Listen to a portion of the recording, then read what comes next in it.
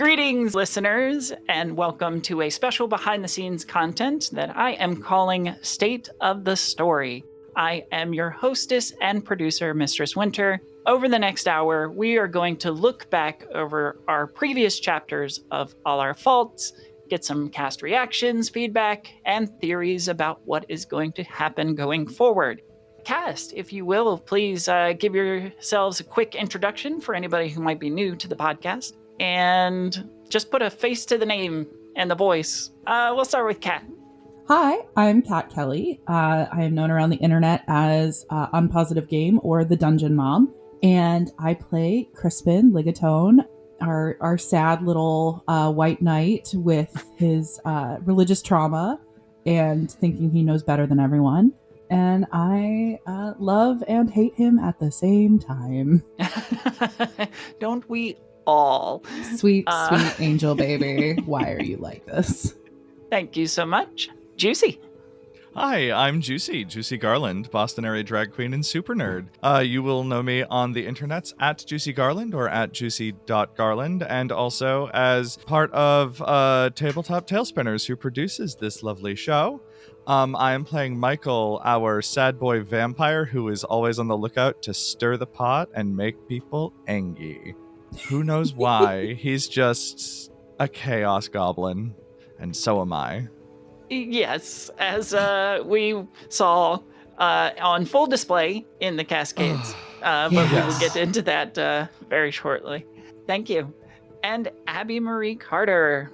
Hello, I am Abby Marie Carter. I am a aspiring actor, writer, TTRPG hobbyist. I am known on the internet as Abby Marie Carter. You can find my Instagram or Discord under that name. I have done a lot of different TTRPG things. You can find me at lots of different streams or one-shots or things like that. I play Celine, and I was looking through my notes to try and find her last name because I can't remember it. So I couldn't find it. Not important. Not important. I play Celine, the Skin the Hunted. She is a half-fae princess who is currently cut off entirely from her fae heritage. She is a sad girl, very desperate, lots of abandonment issues, lots of mommy issues, daddy issues, just lots of issues with her. Absolutely. Lots of issues that we will hopefully see the resolution to very, very shortly. But that's the arc of the story, I guess. The events of the Cascade in our recent chapters were volatile, to say the least, and from an MC perspective, has left our group more fractured than ever, which is funny because, or ironic, I don't know. I meant for the Cascade to bring the group together as and pull you together as a group, and yet now everybody distrusts everyone, or at least that's my perspective, and everybody's gone off to do their own thing.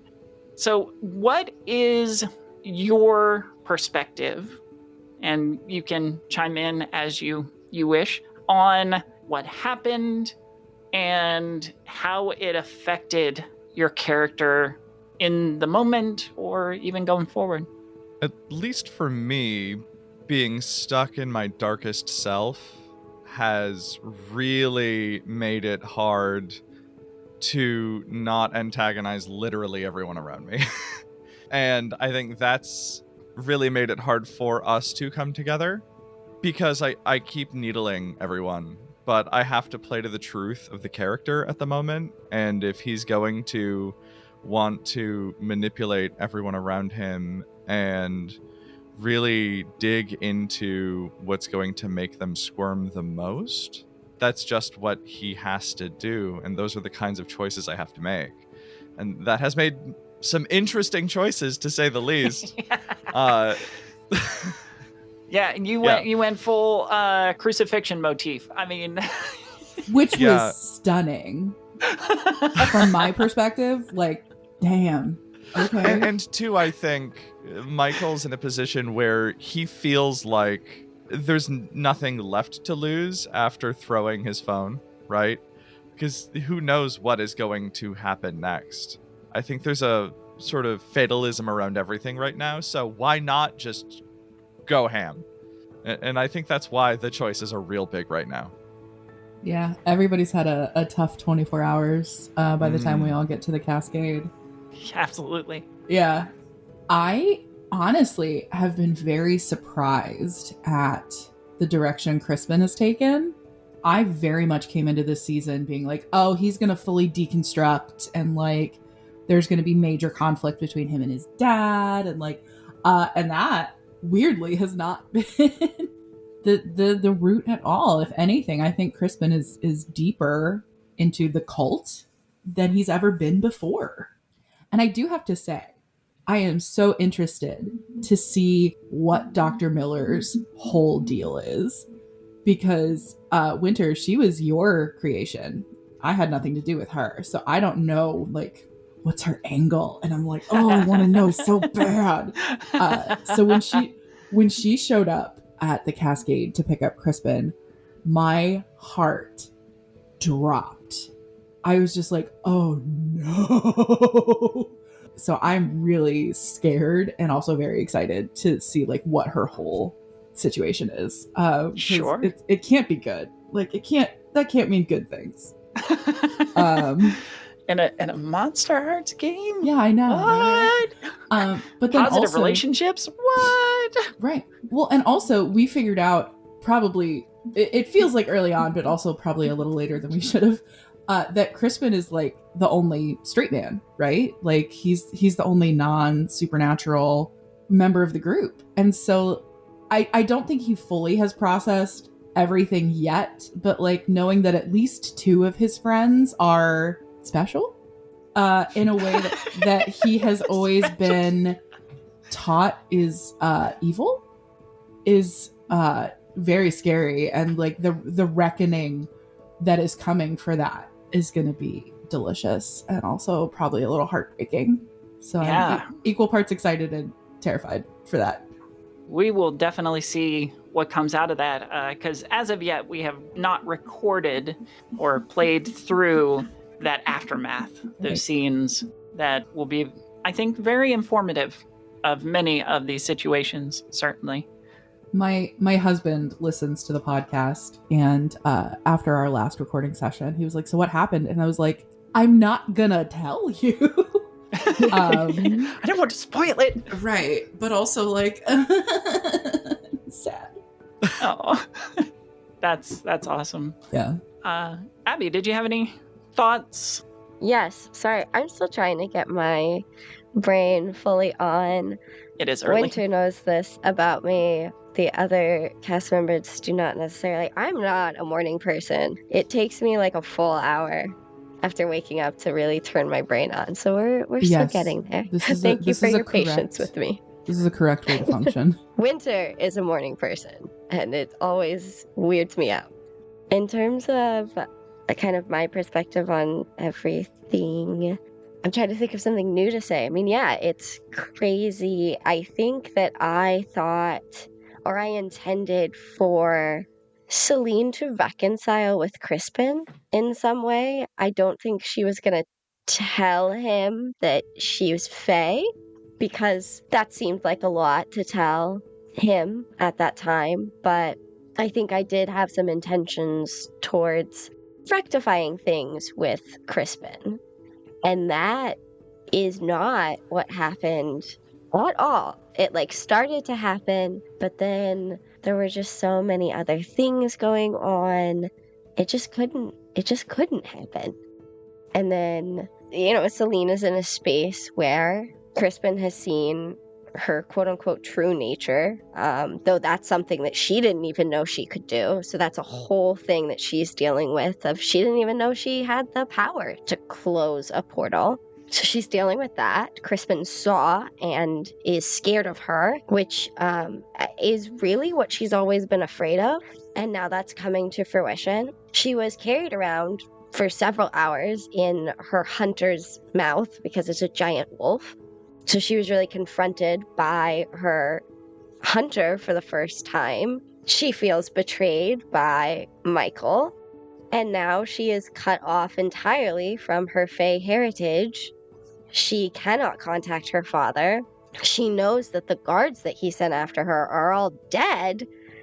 She is in a incredibly volatile space right now, which I think works really well for the skin because it's really all based around volatile. So it'll be interesting to see the decisions that she makes, and it really is all hinging upon her right now with her mother. Her mother never believed her that something was after her. Her mother took her away from the Fae realm. Her mother has not been supportive. Like, it's just kind of all hinging upon that right now. And she doesn't trust the group. Absolutely. Recently, I've been editing the episodes leading up to the Cascade, right about where you found Ella in the parking lot.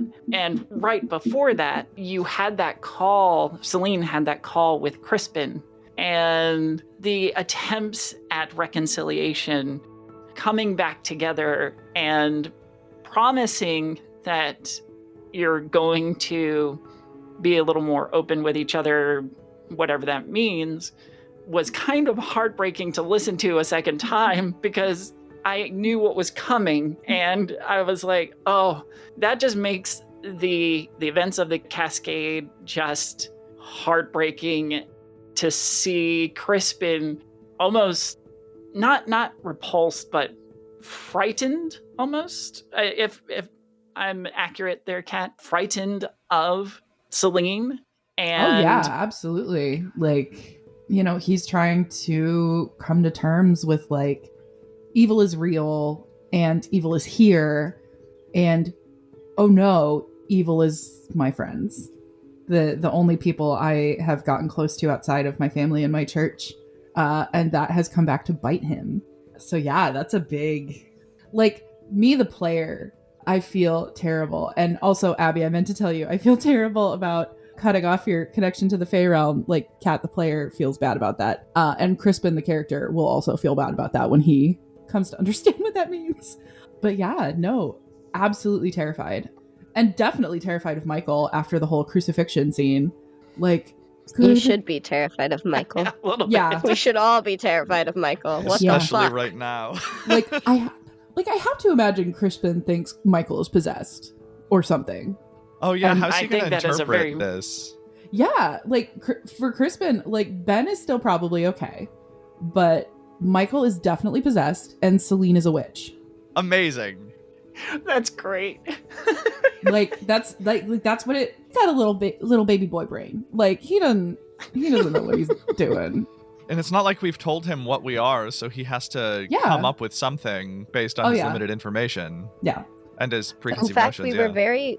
we were very purposefully not telling Crispin. Like, I Mhm. think about that one Yeah. episode that Winter was just referencing, or that one recording that Yeah. Winter was just referencing, where that call does happen, and Michael, Celine, and Bert are all at the Cascade and kind of sharing, this is what I am, this is what I am. And we all collectively came to the decision, we are not going to tell Crispin. We need to Right. protect him. He is not in a space where he's going to be able to accept this or understand this. So in order to like protect our friend, like we're not going to tell him. And now, the famous last words, Right. how quickly that has changed. Ugh. And Oh, to me, that absolutely. is so funny because, like, I specifically chose the knight skin as kind of a nod to the white knight or the white feminist of, like, I know the best for everyone and I can save everyone. And if everyone just follows my lead, then everything will be fine. And it's like, oh, honey, the world is so much bigger and more complicated than you can possibly understand. And you need to take several seats. And that is I think coming to fruition, and I'm so excited to see how that pans out. Absolutely. So I think that is a good transition to get your thoughts, Kat, on the possible change of skin, because I don't know that you've actually like accepted it. Yeah. So Yeah, I have been looking at it, and it is I think I am going to take it for sure, just because when we started this, I looked at the regular Monster Heart skins and nothing was really speaking to me. And then so the knight itself is a fan-made skin that really, I think, had a story I wanted to tell in the white knight and the white feminist and the thinking what's best for everyone kind of situation. But I think that certainly has morphed into more of a like, oh, this is like an apocalyptic situation. And even though I am not equipped to deal with this is just kind of where I'm at. So yeah, I'm pretty sure I am going to take it. In fact, I have it pulled up. Wonderful.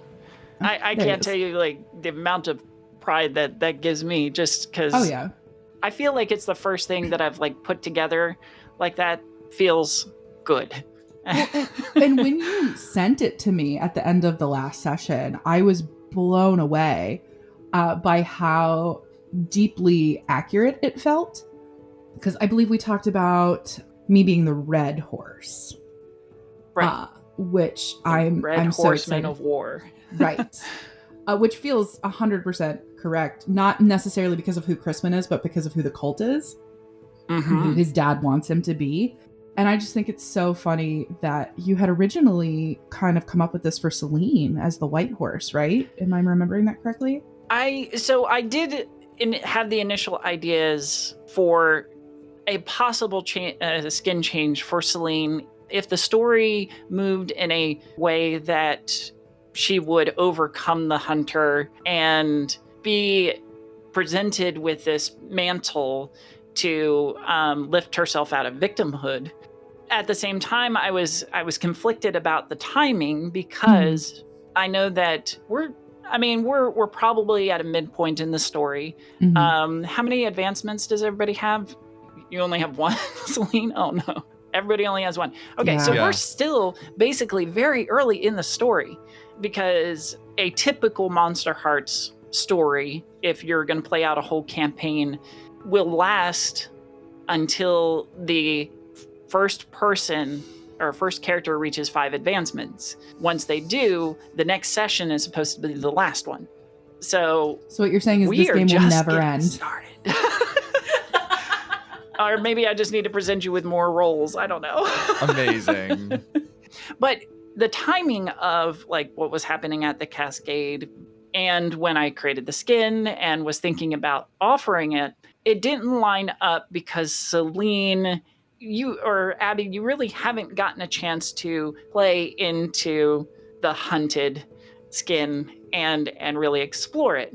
Now, I could say the same about, Crispin and the Night skin, but when you got picked up by Dr. Miller and your confessions, almost your opening up about things, it was just a moment that I could not pass up as an MC. There are four rules to Monster Hearts, and keeping it feral is one of them, which I love. And oh, absolutely. And part of that feralness is looking for opportunities to impact the story, and they come at the most random times.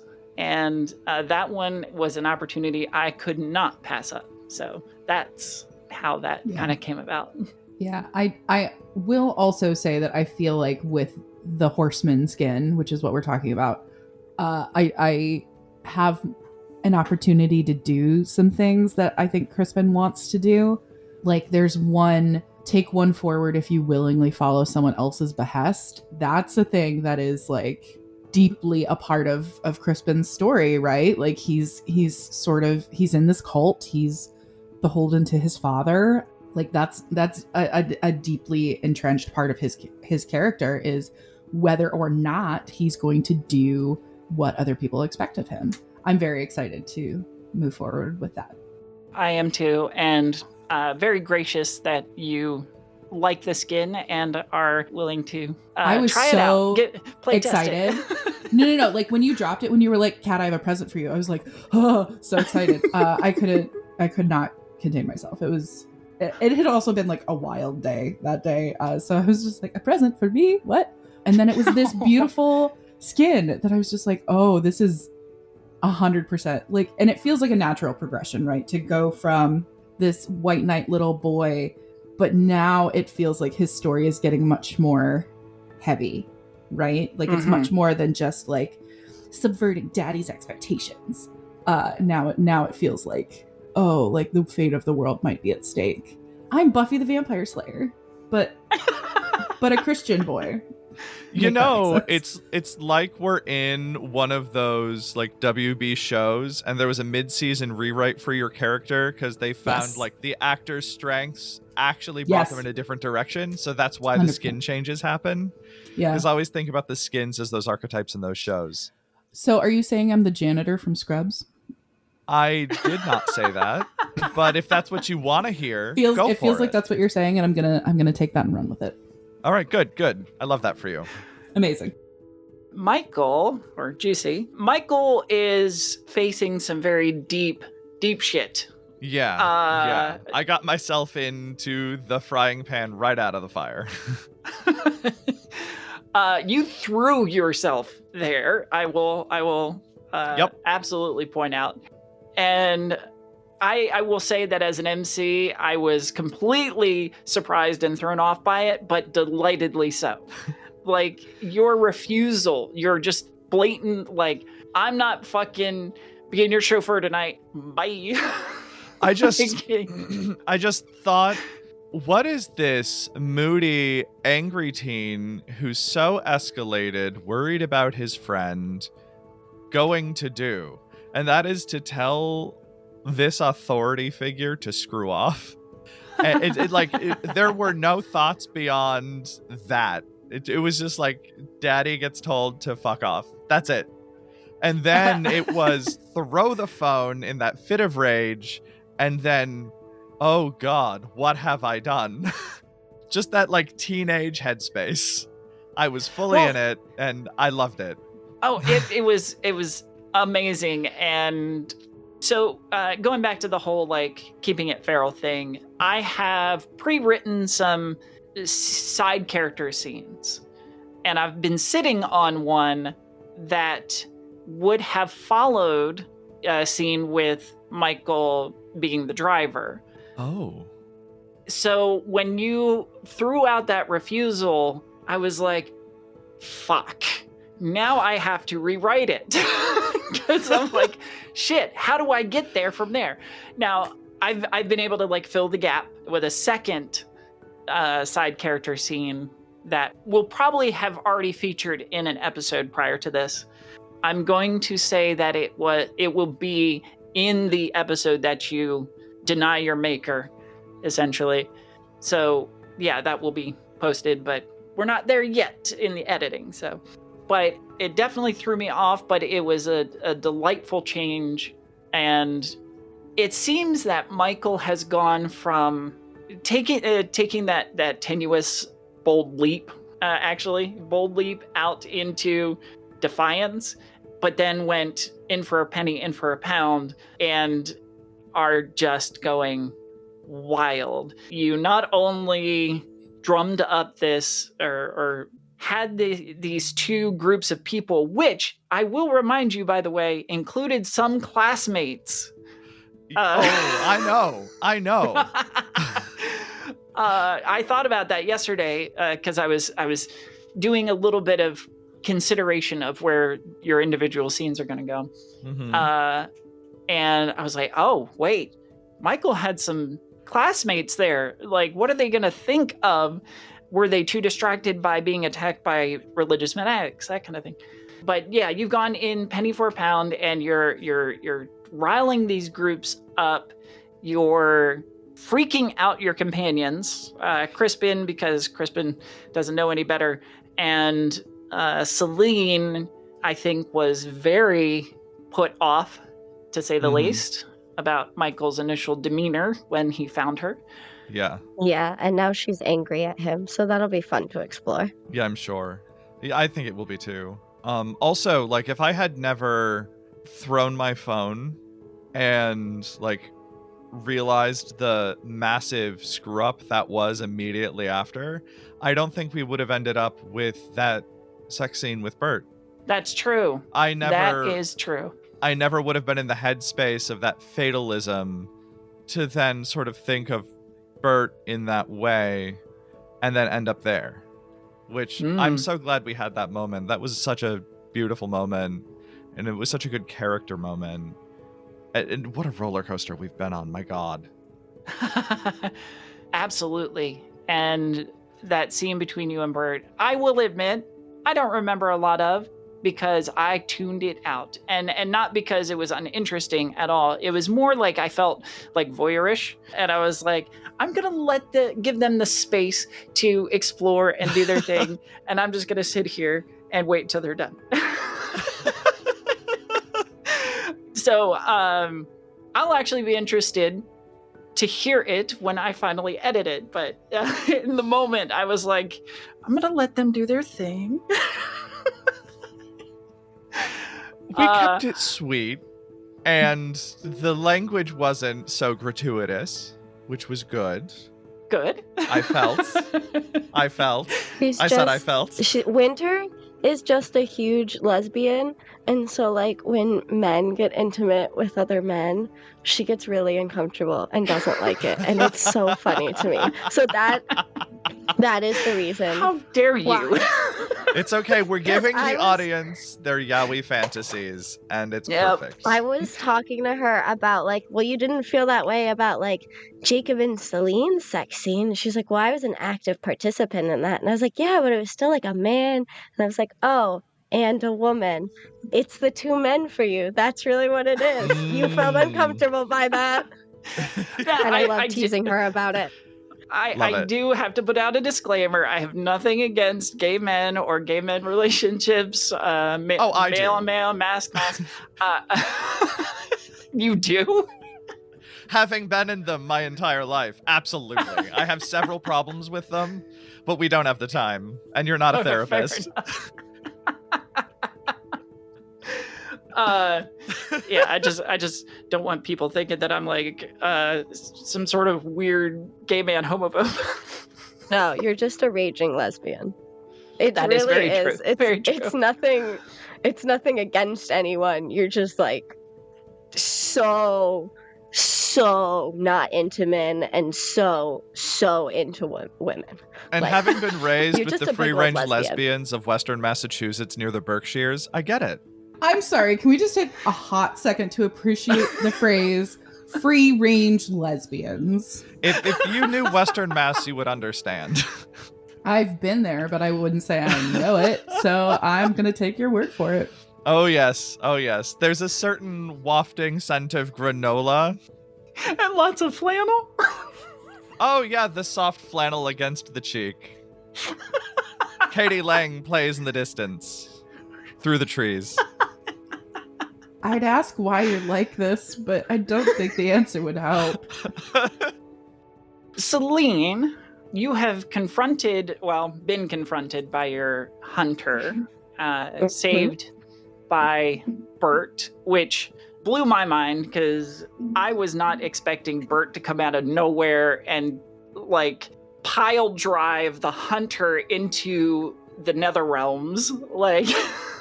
was not on my bingo card either. Yeah, that really surprised me.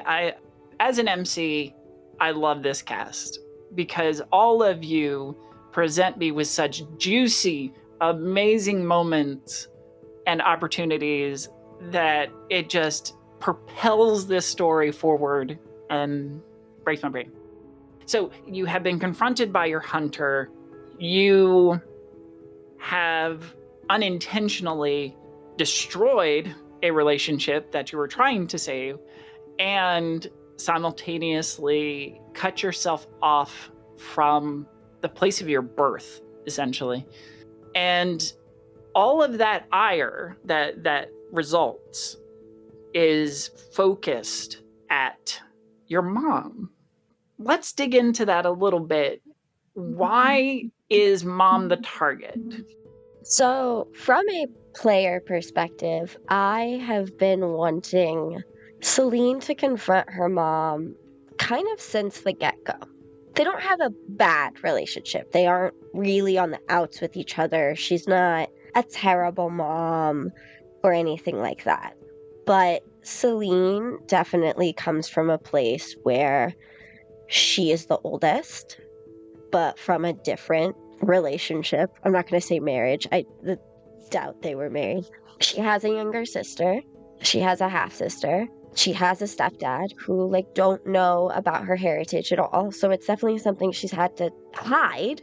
She goes to visit her dad every so often, and it's not something she can talk about when she gets home. She doesn't get to really speak about it. The closest she ever came is now that she can't go see her dad. I think it was her stepdad, way at the beginning, asked her a little bit of a question about something. And she was just like, he's fine, I think. And that's about it. So very much so she feels isolated in her own home. And I think there's always been some budding resentment towards her mom because of that. And part of that is just because she's 17 years old. And I was a 17-year-old girl once and went through those things with my mother, whether they were reasonable or not. It's just, I feel kind of a thing that most teenage girls go through with their moms. So there's just that whole piece. And then there's this piece of, in the very beginning, before everything started, when we recorded our prologue episodes, her dad offers her to stay in the Pharaoh. And she doesn't say yes. She doesn't say no, but she doesn't say yes. And part of the reason she doesn't say yes is because she feels like she has this life in the mortal realm. And part of that is, it's because of her mom. Her mom is the one that took her away. Her mom is the one who gave her this life in this mortal realm. And since she hasn't been allowed to be in the Fae realm, she's, losing this connection to the Fae realm. And it's all kind of hinging upon her mom. If her mom never took her away, none of this would be happening. If her mom just stayed with her dad, maybe she could be happy and accepted. If her mom hadn't left her dad, maybe she would be safe and okay and happy. And now she was being hunted, and that's something that her mom never believed was happening. Thought, that Celine is just kind of imagining things. So there was that whole piece. And now she's lost the boy that she is in love with as much as she knows what that is, because he's scared of her, because of her mom is the reason that she is the way she is, because it's her mom. That is who birthed her. So there's some resentment there. And now she's absolutely lost the connection to the Fae. And she's a 17-year-old girl, so she's not taking accountability for that in this moment.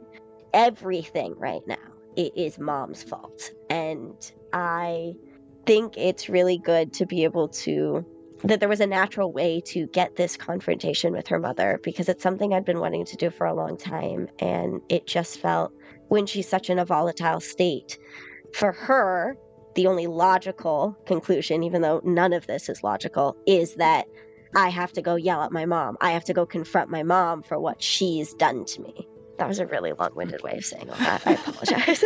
No, I really appreciate all of that insight. I don't think that accountability is in a teenager's lexicon usually, so... Not necessarily. Yeah, so I think it's absolutely true, which I will say is one of the other rules of Monster Hearts. Do what honesty demands. So I think you're playing it perfectly, and it's certainly where Celine would direct her anger and fear and everything toward. I know that we've touched on it a couple of times. We did have that scene in the parking lot. What is Celine's relationship with Ella? What does she feel? How does she feel about Ella? What has their relationship been like up to this point? Ella is her little sister. Ella is her baby sister. And as an oldest sister with a baby sister, there is a protective nature that Celine has towards Ella and always has.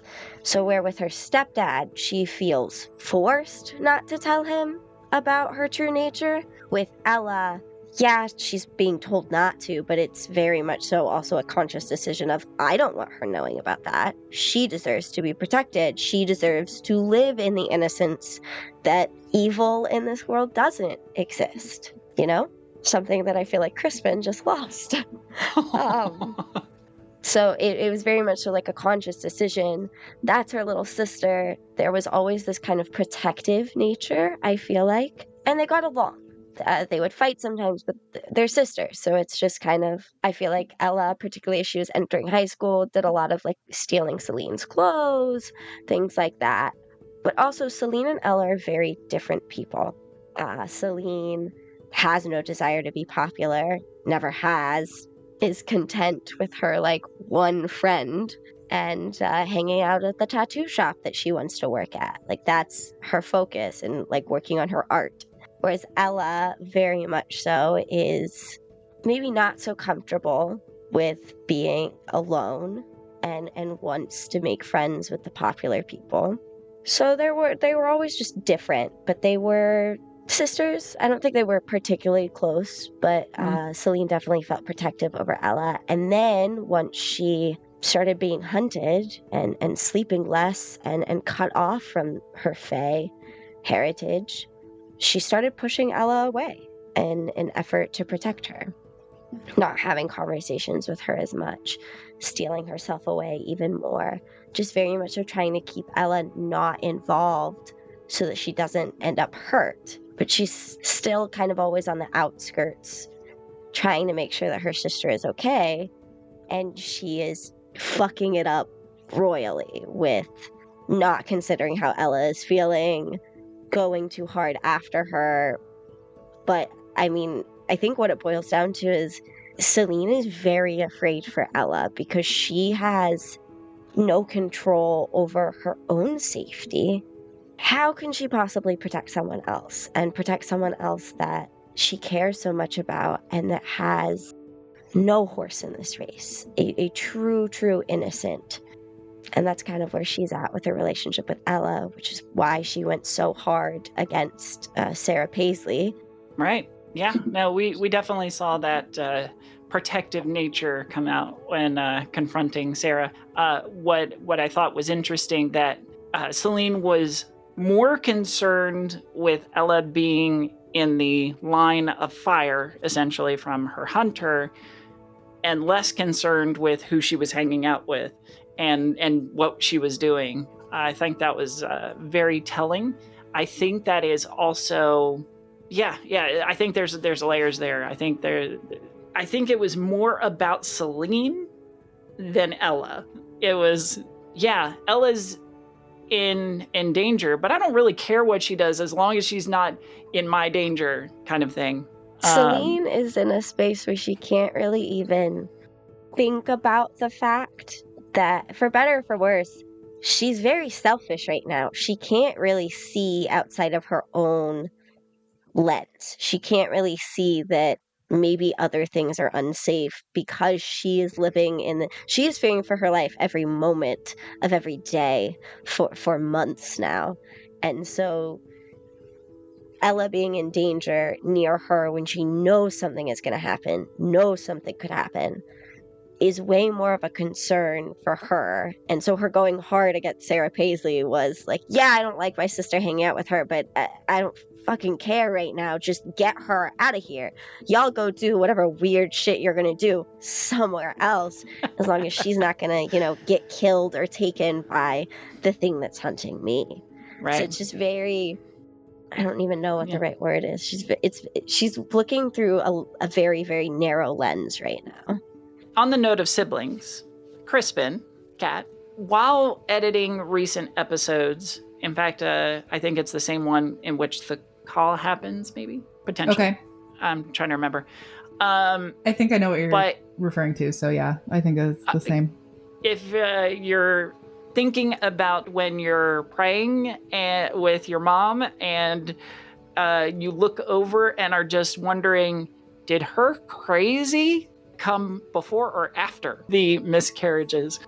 That, for me, was one, I was really glad that I got reminded of it during the editing, because it brings those details back and makes me consider various options. But I'm curious as to where that might have come from and where you think that might go. So there was a little bit of me when I was creating the concept for Crispin that was like what happens when someone is like the chosen one, but they don't want it. So Crispin is deeply based on me. I am the youngest of 3. I am the only girl. My parents were told my mother was incapable of getting pregnant after my middle brother. And then when I was born, I had, this was the 80s. So I had a pretty significant heart murmur, and my parents were told not to get attached to me because it was, that is the correct reaction. Everybody's face was just like, what? Because, it was very likely that I was not going to survive. And I did. And so I grew up fairly religious. I fully taught Sunday school in high school, which is hilarious when I tell people because they're like, you really? I'm like, yep. So for a while, I did a little bit have this concept or this deep-seated belief that I was meant for something, that I was put on this earth for a reason, which I quickly grew out of in college, thank God, because that was a weird way to live. But when I was coming up with Crispin, it was like, what do you do when that sort of feeling is thrust upon you? So my mom had a miscarriage between my oldest brother and my middle brother. And I have a child that I had a threatened miscarriage, which was very scary. And so there was this concept of like, what does it do to the parents when that happens, right? Because like miscarriage is awful. Like it's a horrible thing to go through. And it's scary. And then when you do have a successful pregnancy, you spend that entire time just like in the deep clutches of fear. And then what happens to that kid afterwards, right? So the concept for Crispin is like he has all of the expectations and pressures from these other 3 children that never were put onto him. And this expectation of like, you're the one who survived. You're the boy who lived. Fuck turfs. But like, so what does that do to a family system? What does that do to the child who survived? So there's a little bit of that in there. And also just like the maternal anguish. And does that ever go away? And for some people, I'm sure it does. Some people with appropriate supports and appropriate care, I'm sure that their lives can continue. Crispin's mom absolutely didn't get any of that. And the way she is treated, like I have to almost assume she is homebound except for going to church. Like I feel like she has probably gotten I feel like because in Crispin's flashback, they go to the park but I feel like as Crispin gets older, as his mom gets older, I feel like she declines rapidly, right? Because he needs her less, so there's less reason for her to exist, which is, a moral, what's the word I'm looking for? A moral indictment of the patriarchy, and like, mothers are only as useful as they are as vessels. As vessels, exactly. Producing and raising up children until they are themselves either vessels or, the men who carry on the traditions. Handmaid's Tale, anybody? No, never. So for me, Crispin is a huge, horrifying amalgamation of all of those what ifs and all of those like, oh, if I had never had my like deconstruction, if I had never had my like awakening, so to speak, how would I perceive myself? And would I feel like if I personally had not gone through my own deconstruction, I would have been Crispin's dad's ideal child, except I'm a girl. And like, what if Crispin didn't want that? And what if Crispin, had been trained up to be this like biblical hero, but didn't want it and didn't understand it and didn't believe it? And then had the opportunity to go out into the world and be like, oh, my dad's crazy. was the original concept, and now we're seeing that Crispin's like, oh, my dad wasn't crazy. Cool. Horrifying. Which is part of the whole reason why I've been. My dad was right. Shit. Like when Jacob died, I wasn't really expecting that whole thing to come to fruition so quickly, and I was like, what? I was sitting here kind of panicking, like, what would Crispin do? What would his reaction be? And it's like when you're indoctrinated into something for your entire life, even if you're starting to doubt, like there's something in you that in a panic emergency situation, you fall back on it. Mm-hmm. So Crispin ran home to Daddy, and we see what's happened now. Yeah. A lot's happened. Now we only have a few minutes left, so I kind of want to do like a little bit of a round robin. I want to know your thoughts on what's coming up ahead based on your character interactions or based on what you want to see happen. All of that will help guide the story in its own little way. It'll give me ideas as your MC on where you want to take things and what things you've picked up on as the story has progressed. So let's start with Juicy. What are your thoughts on where the story's going? What do you see happening? Ab chaos ad infinitum. There's so many moving pieces. I know at least I am running into a brick wall, and at some point I am going to smash into it. That brick wall is coming up fast, and it is hitting me soon. I fully expect to be slapped right in the face by Vega. That is going to happen. It is not going to be easy. We're going to have a whole moment, and I know it. I'm also curious to see the other pieces of fallout from all of the nonsense I have conducted. I mean, like, Celine and I have fallout to deal with. Crispin and I have fallout to deal with. William and I have fallout to deal with. There is so much that is, I don't even know. There's just so much going on. And I was worried for about 5 seconds that I wasn't really playing into the darkest self well enough. And then I reflected. So yeah, I am eager to see what happens with Vega. And I'm interested to see how far that goes. I am open to literally any outcome, including, in the end, needing a whole new character if it comes to that. I have to be open to that, given the severity with which I have screwed myself. Sure.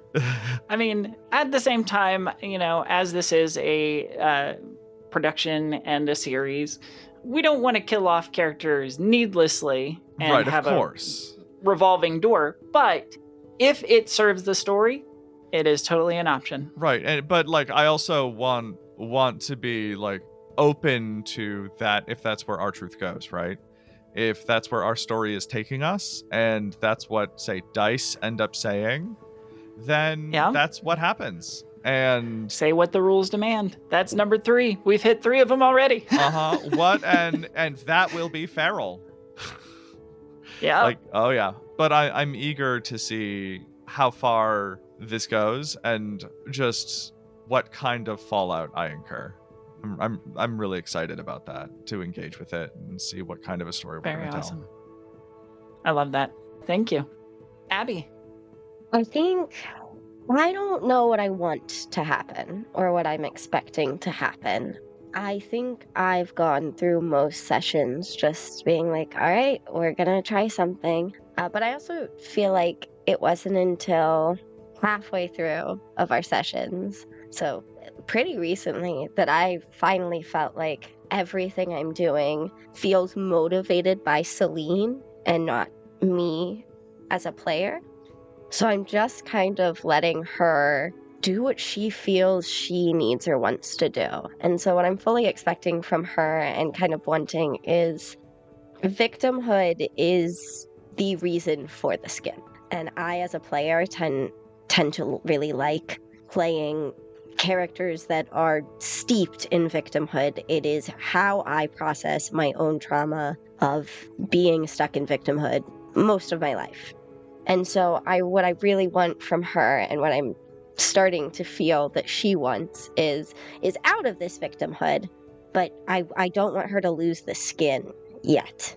The hunter is still after her. We've only seen the hunter once. And so I'm very interested in seeing what steps she's going to take in order to try and pull herself out of victimhood, to try and take some level of control back, and how often and what ways the world and the hunter and whatever else is going to drag her back into that role of victimhood, this role of the damsel in distress, the role of the hunted.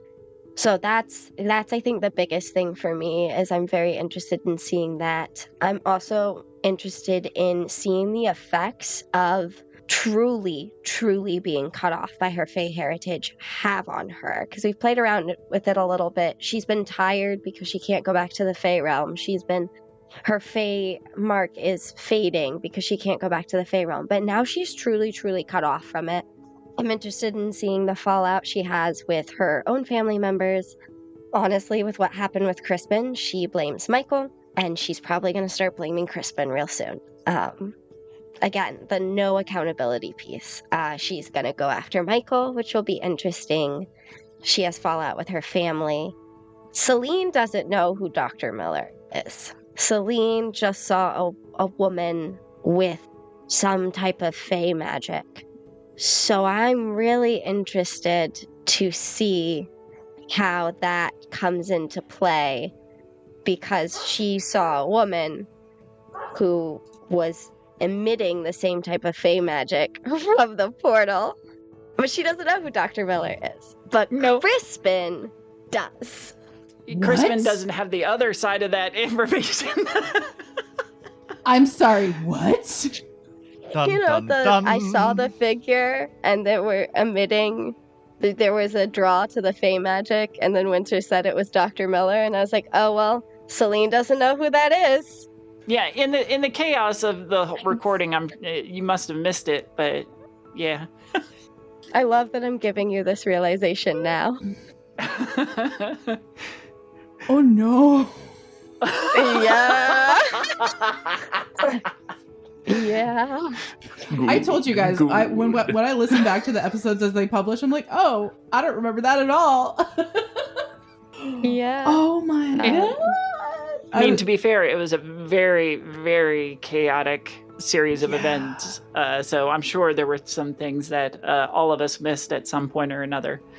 So yeah. I think this had to have been while I was like freaking out over Michael doing the crucifixion thing. Like, I think it was before. was it before that? Yeah, I it don't know. was right It before. was. Okay. We were all together.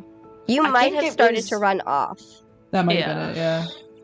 Yeah, I but- don't remember now. but it was very much so. I was trying. There was magic or light, because it was right when I gazed into the abyss to see if, like, I don't know, my dad's guards were coming, and I found out they were all dead. I remember that. And then I saw a figure. She was standing apart from the fighting groups, and Oh, there was this do. magical influence that was clouded over the two groups. I remember That the was- figure. Oh no. And I asked Yeah. if it felt familiar at all. And I was told yes, in the sense that the magic emitting from this figure is like the same magic emitting from the cascade, from the portal that I'm feeling that killed my dad's guards. And then Winter told us that it was Dr. Miller. And I was like, I don't know who that is. Celine doesn't know who that is. Mine is an evil laugh. The spider web. I'm very grows. interested in seeing how that plays out, particularly Winter? where Crispin and Celine Yes. are because of that. Two groups fighting, right? Yeah. Like my flashback. Yeah. This thing. We're done. Done. Done. I can't. My gosh, has she been there the entire time? I'm so done. Done. What did I just say? What did I just say at the top of the session about how she was your imagination, and I am so excited to find. Not to spoil anything, but I think I've dropped plenty of hints, at least in that last episode. Where do you think the mantle of the Horsemen of War comes from? Oh yeah, it's I hate all you. coming together. I hate you.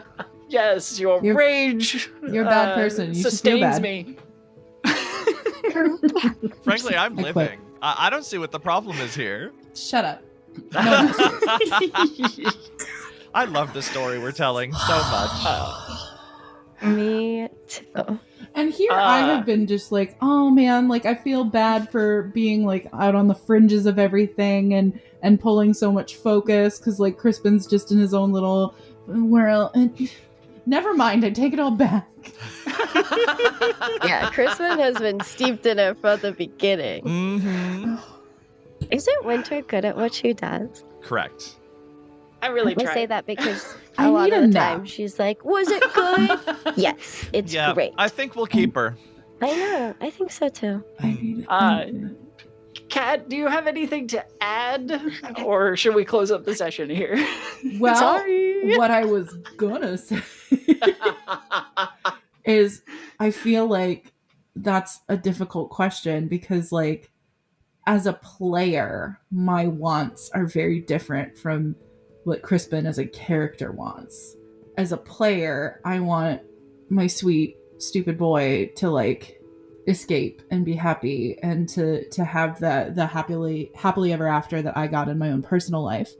But I know full well that like when you're steeped in that sort of mindset, that culture, that you know, it's hard to imagine a life that's not this. And so for him, he just wants to navigate everything as effectively as possible. And, you know, he, for the moment, is still a little bit the White Knight and he wants to save the day and be the hero. And now I know he's just a sweet little mortal boy about to get eaten by the Fae. I wouldn't say that. I would say that I think Doctor was at least honest when she said that she could give Crispin the strength to face the challenges ahead. Faye are really good at wordplay. I'm so scared. I'm so scared. Crispin is so stupid. I'm so scared. Oh no. Oh. Well, we are definitely going to see what happens as we progress through the chapters of this already amazing story. I hope that you, our listeners, our audience, are really enjoying it. I mean, you're supporting us, so hopefully that's for good reasons. Thank you to my amazing cast here, Kat, Juicy, and Abby, for building up this amazing story. It making it possible. Like without these characters, without your choices and actions, this wouldn't be very interesting to listen to. So thank you, all of you. Thank you to our director, Emma Kocar of the Tabletop Talespinners Network, for giving us a home and for sitting in and laughing with us. You can't see her, you can't hear her, but she's there and just laughing along with us. But I have been your hostess and producer, Mistress Winter. We hope that you will continue to listen to the story and follow it to its, I'm sure, going to be a very climactic conclusion, whenever that is. We love you all. We wish you safe and healthy hearts going forward. See you soon. Good night.